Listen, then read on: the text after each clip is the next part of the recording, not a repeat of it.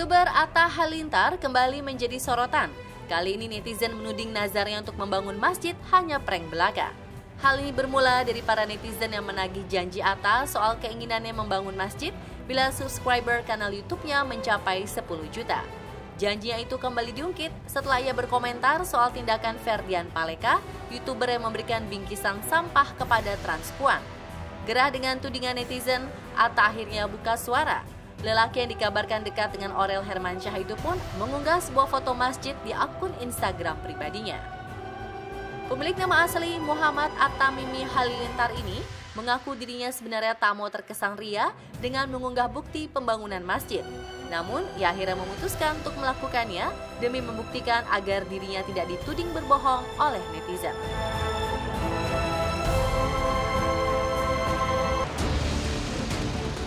Perseteruan jaring dengan Ahmad Dhani kini semakin menyeret nama beberapa artis.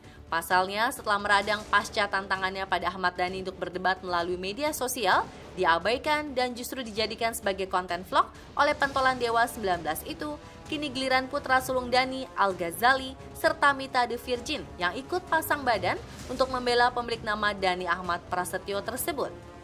Melalui akun Instagramnya, Al menyindir Jering perihal pernyataannya mempertanyakan sikap gentle sang ayah lantaran tak jua menjawab tantangan Jering untuk berdebat dengan merepost foto Ahmad Dhani sekeluarga dengan tulisan, laki-laki yang sudah punya banyak anak tidak perlu lagi repot membuktikan bahwa dia laki-laki.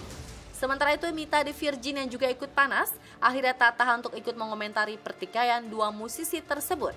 Melalui unggahan di akun Instagramnya, secara terang-terangan di kolom caption, ia menuliskan pembelaan terhadap pernyataan sang bos Ahmad Dhani.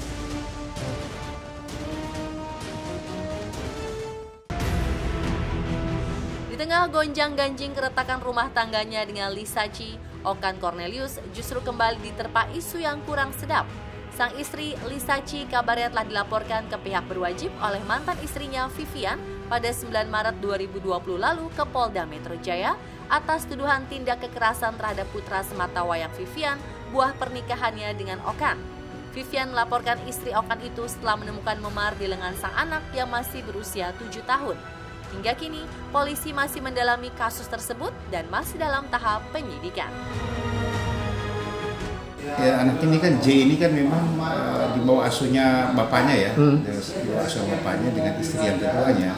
Nah, ini yang sebentar dilaporkan oleh istri pertamanya karena melihat bahwa anaknya J itu ada sedikit memar di tangannya. Nah, makanya sekarang ini kan oleh kepolisian sedang dilakukan penyelidikan. Ya.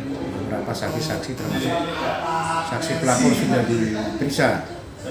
Kemudian yang terlapor LS juga sudah diperiksa, bapaknya juga sudah dilakukan pemeriksaan. Beberapa saksi-saksi yang ada di rumah OC juga sudah diperiksa semuanya. Nah sekarang ini kita lagi berupaya untuk membuat visum.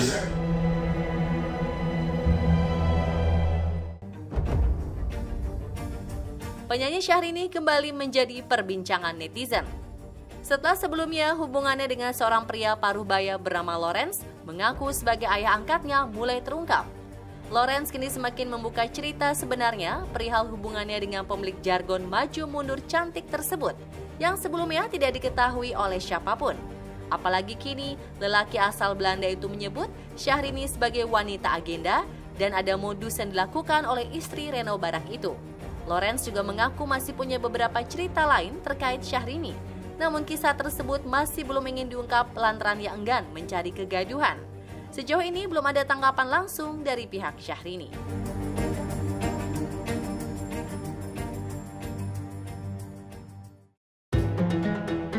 Sebagai bentuk kepedulian terhadap masyarakat yang terkena dampak COVID-19, kemarin Senin 11 Mei 2020, Corporate Social Responsibility atau CSR Trans 7 membagikan bantuan berupa kebutuhan sembako kepada warga di dua wilayah di Jakarta, yakni di area sekitar stasiun transmisi Joglo serta di kawasan studio Trans 7 Mampang Perapatan.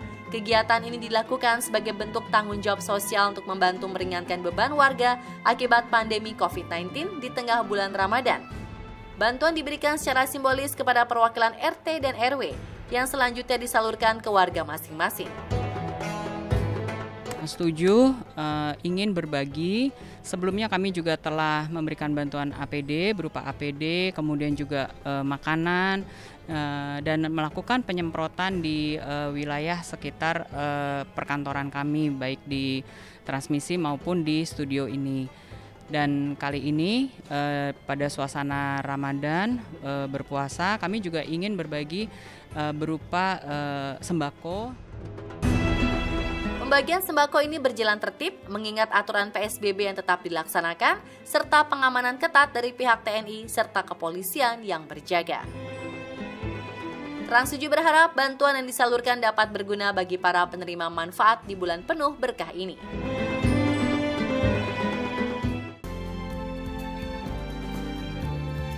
Film Korea Miracle in Cell No. 7 memang tak hanya sukses menarik perhatian warga Korea Selatan.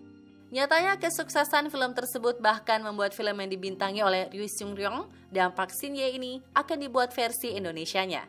Sebuah rumah produksi yang telah membeli hak adaptasi bahkan telah menunjuk Vino G. Bastian sebagai salah satu tokoh sentral dalam film tersebut. Dalam press conference yang dilakukan via YouTube, Vino mengaku excited bisa terpilih menjadi Cash dalam film favoritnya. Ia bahkan tak malu mengakui jika dirinya sukses dibuat menangis haru lantaran menonton film yang dibuat di Korea Selatan pada tahun 2013 tersebut. Sebetulnya udah lama banget dulu, emang udah nonton film aslinya juga di Korea. Terus satu saat gue lagi meeting sama Pak Navin, sama Bu Erika, sama Tora juga waktu itu. Terus Pak Navin sempat cerita gitu, ya kita lagi mau ada satu film dari Korea gitu. Ternyata filmnya ini gitu dan wah excited banget. Ini deg-degan banget sih, awalnya deg-degan banget gitu karena Miracle in Cell No. 7 tuh salah satu film favorit gue, dan ketika gue nonton itu memang yang nangisnya tuh emang benar-benar kejer banget karena gue punya anak yang umurnya hampir sama si karakter di film itu. Belum diketahui pasti kapan film ini akan mulai diproduksi di Indonesia, mengingat wabah COVID yang belum berakhir. Namun film ini akan digarap oleh sutradara Hanung Bramantyo dan dibintangi beberapa pemain muda lainnya, seperti Mawar De Jong serta Brian Domani.